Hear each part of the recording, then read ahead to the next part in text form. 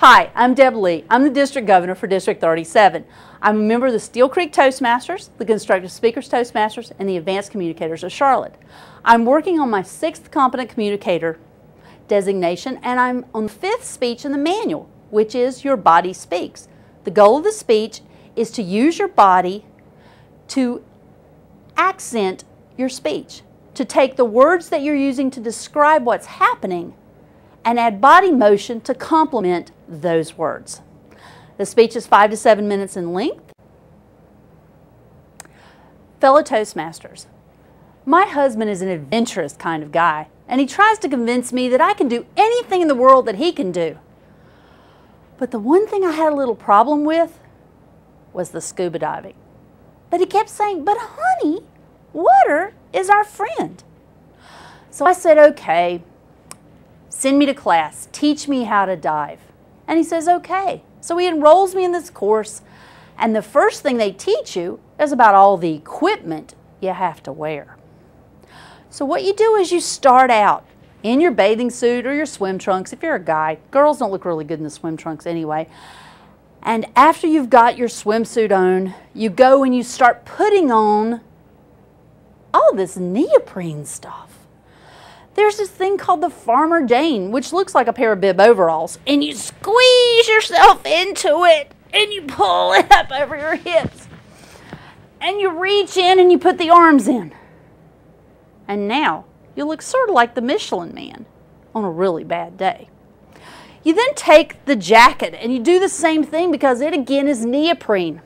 And once you've gotten it on, you have to zip it up. And it gets really hot really quick. Then comes time for the shoes. You take the shoes and you sit down and you put the sock on. And then you put the boot on. And then you zip up the side. You turn around, you do the second one.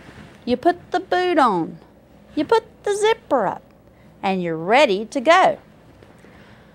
But the one thing they forgot to tell you is you have to be able to hold some weight on your body. Right now, you just look like this blob that's been put in this black neoprene stuff. But they say, see this 80-pound tank sitting here? That gets to go on your back. But what you have is this cool little vest that goes over your jacket that the tank attaches to. So you take your tank and you put it in a safe place so that it's standing upright. You put your vest on top of it, and then you start connecting all of your cables. Now, these are important because this is where your air comes from, and you've got to be able to breathe or water won't be your friend anymore. So you connect the cables, you test everything out, you blow into your hand to make sure that parts don't fall off in the water. Once you've gotten everything finished, you then sit this in a place where you can sit down. And you sit down gingerly, and you reach your arms back, and you get into the vest. And then comes the hard part. You've got to stand up with this thing on your body. Okay, I can do this, I can do this, I can do this. Oh, let me rock, let me rock. It's now sitting on my back. It's now sitting on my back. Oh, what was I thinking? I'm going to kill this person. He better know that I love him because I wouldn't be doing this for just anybody else. Okay, I've got it stable. I'm okay. Now I've got to close the vest. Okay, so I reach around from one side and it's Velcro, thank goodness, because there's no way I could zipper button this at this point. And I take the Velcro and I pull it across my stomach as hard as I can. And it adheres. Thank goodness it adhered the first try. Okay, I'm now strapped into this thing and I've got this weight on my back. And the instructor says, "You forgot to put on your fins." My fins? You mean I gotta sit back down and get back up again? Are you crazy? And I'm paying money for this? All right. Calm, deep, cleansing breaths. Okay.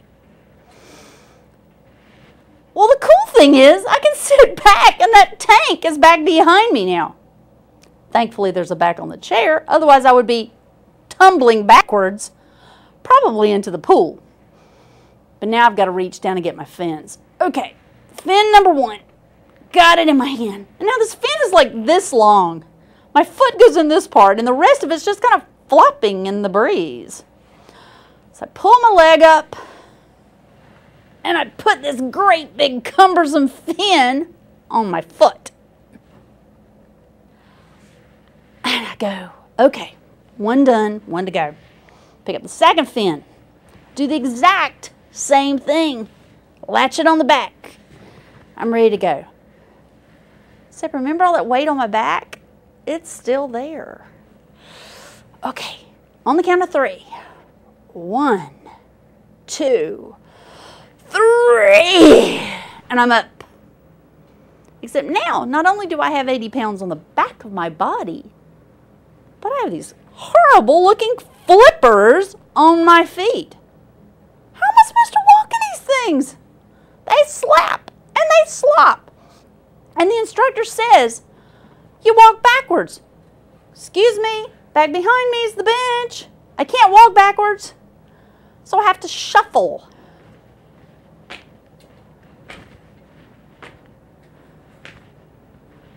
Slipping and slapping as I go. Well, now I'm far enough away from the bench that I actually can, sorta, walk backwards. You remember the old movies, pre-Jacques Cousteau, where they showed the incredible monster coming out of the sea? I sort of look like him. I definitely feel like him. And I suddenly realized that I really do love my husband.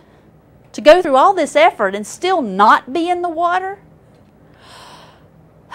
he knows I love him. So I slide over to the edge of the pool. Now is the moment of truth.